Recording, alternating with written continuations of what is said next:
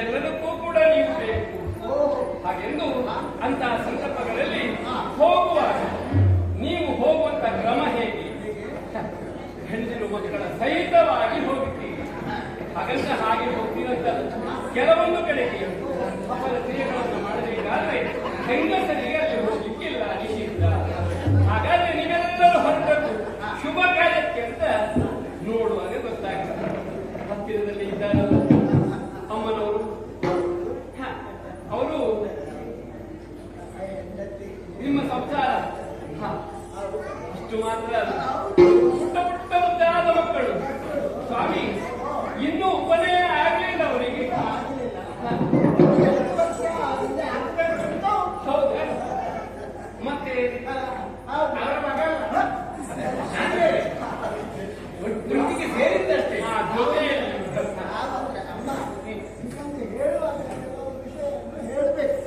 ನಾವಂದ್ರೆ ಒಂದೇ ಸಂಸ್ಕಾರದವರು ಹೊರಟದ್ದಲ್ಲ, ನಾವು ಬೇರೆ ಬೇರೆ ಸಂಸ್ಕಾರದವರು ಹೊರಟದ್ದು. ಊರಿಗೆ ಊರೇ, ಗ್ರಾಮಕ್ಕೆ ಇವ್ರದ್ದು ಗ್ರಾಮ ಬೇರೆ, ನಮ್ಮದು ಗ್ರಾಮ ಬೇರೆ, ಅವರದ್ದು ಗ್ರಾಮ ಬೇರೆ, ಇವ್ರದ್ದು ಗ್ರಾಮ ಬೇರೆ. ಎಲ್ಲ ಗ್ರಾಮದವರು ಒಟ್ಟಾಗಿ ಹೋಗುದು ಮಾತ್ರ ಒಂದೇ ಕಡೆ. ಬೇರೆ ಬೇರೆ ಅಗ್ರಹಾರಗಳಿಂದ ಬಂದವರೆಲ್ಲರೂ ಹೋಗುವ ಕಡೆ ಒಂದೇ ಕಡೆ. ನಾವೆಲ್ಲ ಜೊತೆ ಆಗುದು ಹಾಗೆ, ಕೂಡಿಕೊಳ್ಳಿ ದಾರಿಯಲ್ಲಿ ಜೊತೆ ಆಗುದು. ಸರಿ ಸರಿ. ದಾರಿಯಲ್ಲಿ ಜೊತೆ ಆಗುತ್ತಾ ಮಾತನಾಡುತ್ತಾ ಎಲ್ಲಿ ಹೋಗಬೇಕು ಅಲ್ಲಿ ನಾವು ಹೋಗಿ ಸೇರ್ತೇವೆ. ಸ್ವಾಮಿ, ಅಮ್ಮ ಅವರನ್ನು ನೋಡುವಾಗ ಈಗಲೂ ಆಗಲೂ ಹೆರಿಗೆಯ ಒಂದು ಸ್ಥಿತಿಯಲ್ಲಿದ್ದಾರೆ. ಆದರೂ ಈ ಹೊತ್ತಿನಲ್ಲಿ ಅಂತ ಸ್ಥಿತಿಯಲ್ಲಿ ಹೊರಟಿದ್ದಾರೆ. ನೀವು ಕರೆದುಕೊಂಡು ಹೋಗ್ತಾ ಇದ್ದೀರಿ ಅಂತ ಆದ್ರೆ ವಿಶೇಷವಾದಂತಹ ಕಾರ್ಯವೇ ಆಗಿರಬೇಕು. ಇಲ್ಲವೇ ಇಂತಹ ಸ್ಥಿತಿಯವರನ್ನೆಲ್ಲ ಕರ್ಕೊಂಡು ಹೋಗುವ ಹಾಗಿಲ್ಲ. ಹಾಗಿದ್ರೆ ಕುತೂಹಲ ತಡೆದುಕೊಳ್ಳುವುದಕ್ಕೆ ಆಗುತ್ತಾ ಇಲ್ಲ. ಸ್ವಾಮಿ, ಎತ್ತ ಕಡೆ ಬಿಟ್ಟಿದ್ದೀರಿ? ಎಲ್ಲಿಂದ ಬಂದಿದ್ದೀರಿ? ನನ್ನಲ್ಲಿ ಹೇಳುವುದೇ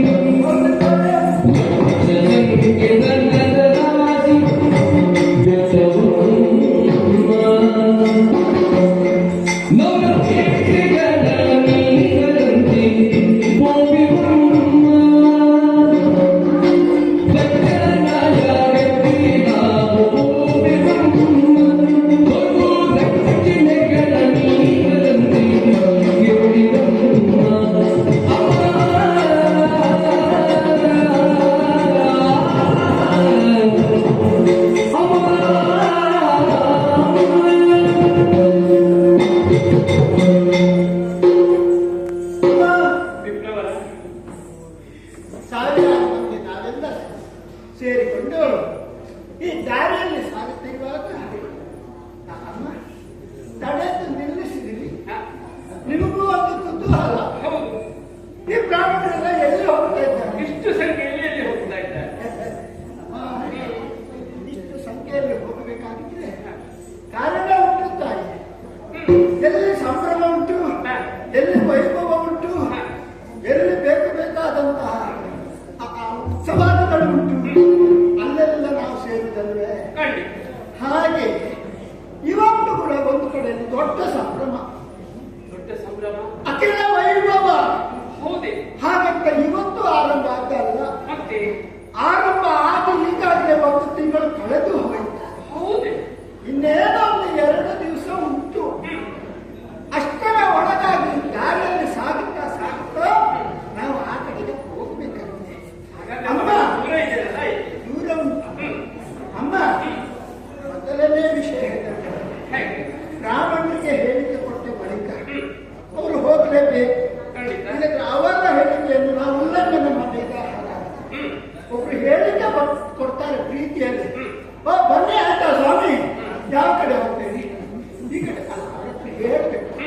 ಯಾಕಂದ್ರೆ ನಮ್ಮ ಜೊತೆಯಲ್ಲಿ ಬರುವವರು ಡ್ಯಾಮ್ ತಪ್ಪಿ ಹೋಗಬಾರ್ದಲ್ಲ, ಹಾಗಾಗಿ ಕರ್ಕೊಂಡು ಹೋಗ್ಲಿಕ್ಕೆ ಅಮ್ಮ ಹೇಳಿದಾಗ ನಾವು ಅವರ ಆಮಂತ್ರಣಕ್ಕೆ ನಾವು ಮಾನ್ಯತೆಯನ್ನು ಕೊಡಬೇಕು. ನಾವು ಯಾವ ಕಾರಣಕ್ಕೂ ಉಲ್ಲಂಘನೆ ಮಾಡಬಾರದು. ಅವರನ್ನು ಹೇಳಿದ್ದಾರೆ ಹೋಗ್ಲೇಬೇಕು ಅಂತ. ಹಾಗೆ ಅಷ್ಟು ತರಾತುರಿಯಲ್ಲಿ ಅಷ್ಟು ಅವಶ್ಯಕವಾಗಿ ನಮ್ಮ ಮತ್ತೆ ಸಂಭ್ರಮ ಅಂತ ಹೇಳಿದೆ. ಹೌದು, ಸಂಭ್ರಮ ಅಂದ್ರೆ ಎಲ್ಲಿ ಅಂತ ಆಗಬೇಕಲ್ಲ, ಹೇಳ್ತಾರೆ ಒಂದು ಜಾಗ ಅಂತ ಬೇಕಲ್ಲ, ಹುಟ್ಟಿತಾಯಿ ಅಲ್ಲಿ ಹೇಗೆ ಸಂಭ್ರಮ ಹೇಗೆ? ಆ ಜಾಗದಲ್ಲಿ ಇಡೀ ಊರಿಗೆ ತಪ್ಪಲಾಗ್ತದೆ. ಊರಿಗೆ ತಪ್ಪಲಾಗ್ತದೆ. ಹೌದು, ಊರಿನ ಎಲ್ಲರಿಗೂ ಆಮಂತ್ರಣ ಕೊಡ್ತಾರೆ. ಮತ್ತೆ ಹೋದವರಿಗೆ ಭೂರಿ ಭೋಜನ, ಭೂರಿ ಭೋಜನ ಅಲ್ಲಿಗೆ ನಿಲ್ಲುವುದಿಲ್ಲ. ಭೂರಿ ಭೋಜನದ ಜೊತೆಗೆ ಭಾರಿ ದಕ್ಷಿಣೆ. ದಕ್ಷಿಣೆ. ದಕ್ಷಿಣೆ ಎಷ್ಟು ಕೊಡ್ತಾರೆ? ಎಷ್ಟು? ಹೌದು ಸ್ವಾಮಿ, ಬಾಲ ಇರುವುದ ಬಾಲ ಇಲ್ಲ. ಧನ ಅಂದ್ರೆ ಅಕ್ಷರದಲ್ಲಿ ಬಾಲ ಯಾವುದು? ದ್ರವ್ಯ. ದ್ರವ್ಯದ ರಾಶಿ ರಾಶಿ. ನಿಮ್ಗೆ ಎಷ್ಟು ಬೇಕು ತಕ್ಕೊಳ್ಳಿ, ನಿಮಗೆ ಎಷ್ಟು ಬೇಕು ತಕ್ಕೊಳ್ಳಿ. ಭಾಷೆ ಭಾಷೆ ಕೊಡುವುದು ಬರೇ ದ್ರವ್ಯ ಮಾತ್ರ ಅಲ್ಲ, ಮತ್ತೆ ಗೋದಾನ ಎಷ್ಟು 1,000 ಹೋಗ್ಬೇಕಾ ತಕ್ಕೊಳ್ಳಿ. ಭೂಮಿದಾನ ಎಷ್ಟು ಬೇಕು ಗ್ರಾಮ, ಗ್ರಾಮ ನಿಮಗೆ ಅಕ್ಕಡೆ ಪಟ್ಟಿಸಿರ್ಬೇಕಾ ನಿಮ್ಮನ್ನ ಇಕ್ಕೋ ರಾಶಿ. ಕೆಲವರು ನಾನು ಕೇಳಿದ ವರ್ತಮಾನ, ಕೆಲವರೆಲ್ಲ ಮೊನ್ನೆ ಹೋಗಿ ಬಂದು ಕೊಟ್ಟ ದಕ್ಷಿಣೆಯನ್ನು ಇಟ್ಕೊಂಡು ಹೋಗ್ಲಿಕ್ಕೆ ಸಾಧ್ಯ ಆಗದೆ ನಾನು ದಟ್ಟಿಕೊಂಡಿದ್ದೇನೆ. ಆ ಗಂಟನ್ನು ಬೇಕಾದಷ್ಟು ತುಂಬಿಸ್ತೇನೆ. ಕೊಟ್ಟದ್ದು ಸಾಲಲ್ಲ, ಕೊಟ್ಟದ್ದು ಹೆಚ್ಚಾಗಿ ಕೆಲವರು ಗಂಟನ್ನು ಹೊರಲಿಕ್ಕೆ ಸಾಧ್ಯ ಆಗಿದೆ. ಆ ಕಣ್ಣಿನಲ್ಲಿ ಒಬ್ಬಲ್ಲ ಅಷ್ಟು ನನಗೆ ತಿಳಿಸ್ತಾ ಇರೋದಿಲ್ಲ, ಕೊಡುವುದಕ್ಕೆ ಅಸಾಧ್ಯ. ಅಷ್ಟು ಕೊಟ್ಟಾರೆ ಅಂತ ಸ್ವಾಮಿ, ಈಗ ಊರಿಡೀ ಚಪ್ಪರ ಅಂತ ಹೇಳಿದ್ರು, ಹಾಗಾದ್ರೆ ಆ ಊರು ಯಾವುದು? ಇಡೀ ಊರಿಗೆ ಚಪ್ಪರ ಹಾಕುವಂಥದ್ದು ಅದು ಹೇಳಿದೆ ನಾನು ಎಲ್ಲಿ ನಡೆಯುತ್ತೆ ಎಲ್ಲಿ ಅಂತ ಹೇಳಿಲ್ಲ ಅಮ್ಮ. ಅದು ನಡೆಯುದು ಮತ್ತೇನಲ್ಲ, ಅದು ಪ್ರಾಚೀನ ಪ್ರಾಚೀನ ಬಗ್ಗೆ ಅಲ್ಲಿ ಅಲ್ಲ, ಇಷ್ಟೆಲ್ಲ ವೈಭವದಿಂದ ಇಷ್ಟೆಲ್ಲ ಸಂಪತ್ತನ್ನು ದಕ್ಷಿಣೆಯನ್ನಾಗಿ ನೀಡಿ ಕೊಡಬೇಕಾದಂತಹ ವ್ಯಕ್ತಿ ಅಷ್ಟೇ ಶ್ರೀಮಂತನಾಗಿರ್ಬೇಕಲ್ವ? ಹಾಗಿರುವಾಗ ಇಂತಹ ವಿಶೇಷ ಕಾರ್ಯವನ್ನು ಮಾಡುವಂತಹ ಅದು ಹೇಳಲೇ ಇಲ್ಲ. ಏನು? ಊರು ಹೇಳಿದೆ, ವೈಭವ ಹೇಳಿದೆ, ದಕ್ಷಿಣ ಹೇಳಿದೆ, ದಾನ ಹೇಳಿದೆ, ಎಲ್ಲವೂ ಹೇಳಿದೆ. ಹೌದು, ಆಗುವಂಥದ್ದು ಪ್ರಾಚೀನ. ಅಲ್ಲಿ ಹೇಳಿದೆ ಹಾಗೆ ಅಲ್ಲಿ ಆ ಸಂಭ್ರಮವನ್ನು ಮಾಡುವವರು, ಅದಕ್ಕೆ ದೀಕ್ಷಿತರಾಗಿ ಕುಳಿತವರು, ಯಾಗಕ್ಕೆ ಕುಳಿತವರು, ಯಾಗಕ್ಕೆ ಕುಳಿತವರು ಅಲ್ಲಿಯ ಪ್ರಜಾಪತಿ ಅವ್ರ ಹೆಸರು ದಕ್ಷಿಣ. ಯಾರು ದಕ್ಷಿಣ ಸರಿ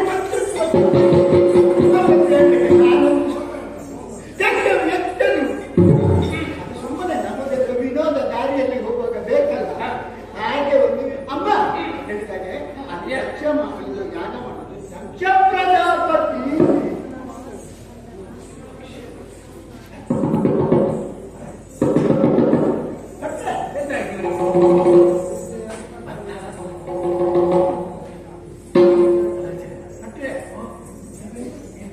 ನಮ್ಮ ಹತ್ರ ಬಹಳ ಕುತೂಹಲದಿಂದ ಪ್ರಶ್ನೆ ಕೇಳಿದ್ದಾರೆ. ಹೌದು, ಈಗ ಈಗ ದಕ್ಷ ಮಾಡುವ ಯಾಗಕ್ಕೆ ನಾವು ಹೇಳ್ತೀವಿ.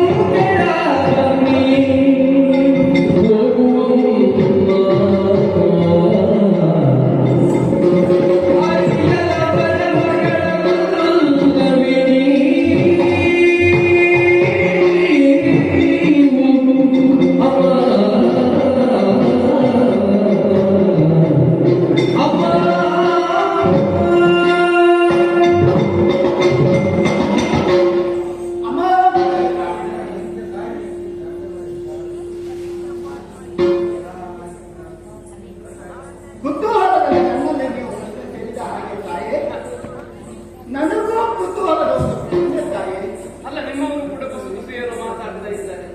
ಅವರು ಕುಸುಕು ಮಾತನಾಡುವುದು ನಾನು ಏನು ಗ್ರಹಿಸಿದಂತ ವಿಷಯವನ್ನೇ ಅವರಿಗೂ ತಿಳಿಯಿತು. ಹೌದು.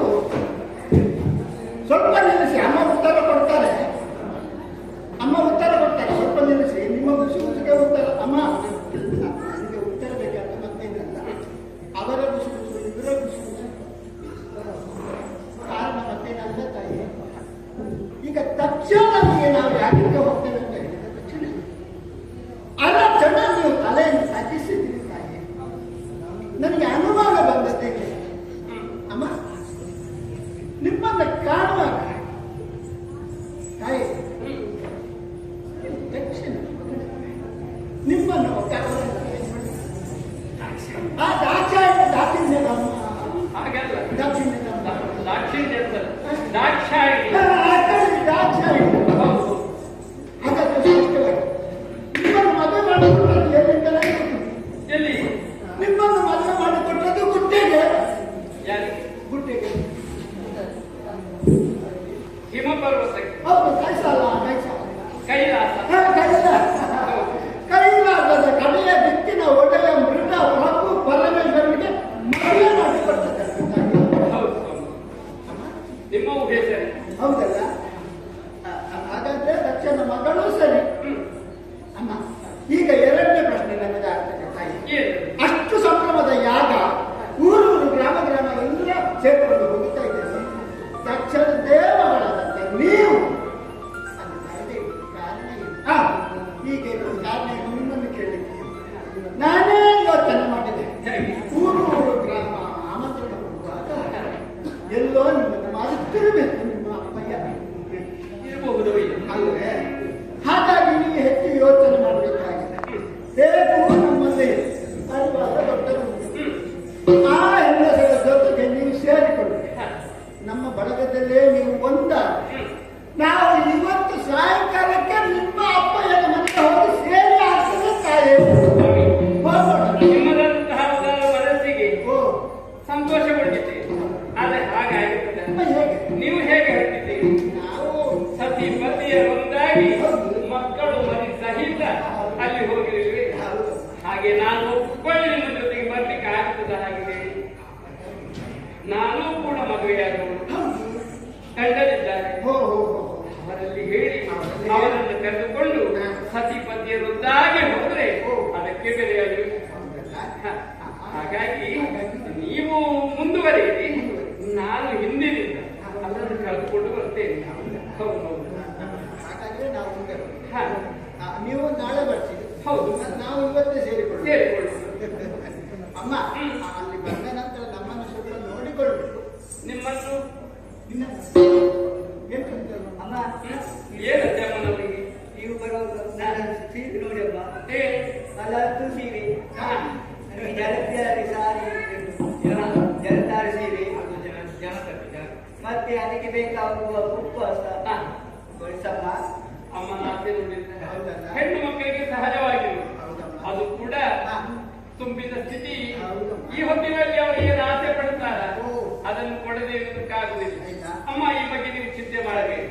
ನಾನು ಅಲ್ಲಿಗೆ ಬಂದಂತಹ ಕ್ಷಣದಲ್ಲಿ ನಿಮ್ಮನ್ನ ನೋಡಿಕೊಂಡು ನಿಮಗೆ ಏನೆಲ್ಲ ಬೇಕು, ಜಲಧಾರಿ ಸೀರೆಯೋ ಅದಕ್ಕೆ ಕುಪ್ಪಸವೋ ಅಥವಾ ಆಭರಣಗಳು ಏನೆಲ್ಲ ಬೇಕು ಅದೆಲ್ಲವನ್ನು ಕೊಡುತ್ತೇನೆ. ಸ್ವಾಮಿ, ನಿಮಗೆ ಏನು ಬೇಡ ತಾಯಿ, ಯಾಕಂದ್ರೆ ತಕ್ಷಣ ಬೇಕಾದಷ್ಟು ತಕ್ಷಣ ಕೊಡ್ತಾರೆ. ಮತ್ತೆ ಏನು ತಾಯಿ, ಅದಲ್ಲೇನಾದ್ರೂ ಕೇಳುವುದಿದ್ರೆ ಏನು ಬೇಡ, ಏನು ಬೇಡ ತಾಯಿ. ಈಗ ಅಲ್ಲಿ ಅಷ್ಟು ಲಕ್ಷ ಸಂಖ್ಯೆಯ ಜನ ಸೇರಿದ್ದಾರೆ ಅಂತ ಹೇಳ್ತೀವಿ. ಈಗ ಅಲ್ಲಿ ನಿಮ್ಮನ್ನು ನಾನು ಹೇಗೆ ನಿಮಗೆ ಕೊಡಬೇಕು ಅನ್ನೋದು ಒಂದು ಮನಸ್ಸು. ಹಾಗಾದ್ರೆ ನಾನು ಬೇಡ ಅಂತ ಹೇಳುವುದಿಲ್ಲ. ಕೊಡುವಂತದ್ದನ್ನು ಪರಿಚಯ ಆಗ್ಬೇಕಲ್ಲ. ಹೌದು, ಅದಕ್ಕೆ ಒಂದು ಕಾರಣ. ನಿಮ್ಮನ್ನು ಎಲ್ಲಿ ಹುಡುಕುವುದು ನಾನು? ಹುಡುಕಲಿಕ್ಕೆ ಆಗ್ತದೆ. ಈಗ ಸಾವಿರಾರು ಮಂದಿಯ ಮಧ್ಯದಲ್ಲಿ ನಾನು ಒಂದು ಕೂತ್ಕೊಳ್ತೇನೆ. ಅಲ್ಲಿ ಕೂತವ್ರೆ ನನಗೆ ಒಂದು ತೊಂದರೆ ಉಂಟಲ್ಲ. ಏನು? ಇಷ್ಟು ಮಾತಾಡ್ತೇನೆ. ಹೌದು, ಕೆಲವು ಸಾರಿ ಒಂದು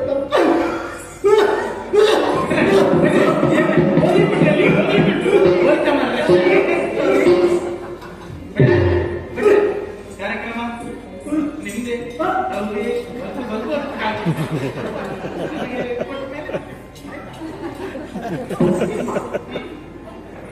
ಹಾಗೆ ಕೆಂಪು ದಮ್ಮು ಕೆಲಸ.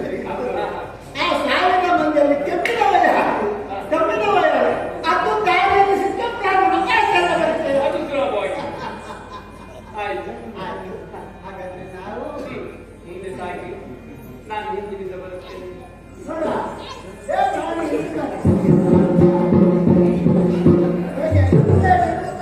ಹೋಗುದಾ ಹೇಳು, ಇಲ್ಲೇ ಇರುತ್ತಾ ನಾವು ಊಟಕ್ಕೆ ಹೋಗುದಾ? ಗಟ್ಟಿ ಹೇಳು. ಊಟಕ್ಕೆ ಹೋಗಬೇಕು ಅಲ್ವಾ? ಅಲ್ಲಿ ದಕ್ಷಿಣ ಕೊಡ್ತಾರೆ. ದಕ್ಷಿಣ ನಿಧಿಕ ನದಿಕ ಹೇಳು. ಇಬ್ಬರಿಗೂ ದಕ್ಷಿಣೆ. ಮತ್ತೆ ಇವ್ರಿಗೂ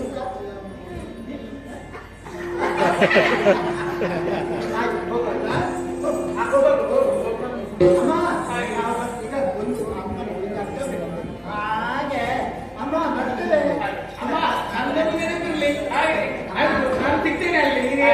ಅಮ್ಮ ಸೀರೆ ನನಗೊಂದು 10 ಹೋಳಿಗೆ, 10 ತಿನ್ಲಿಕ್ಕೆ ಹೋಳಿಗೆ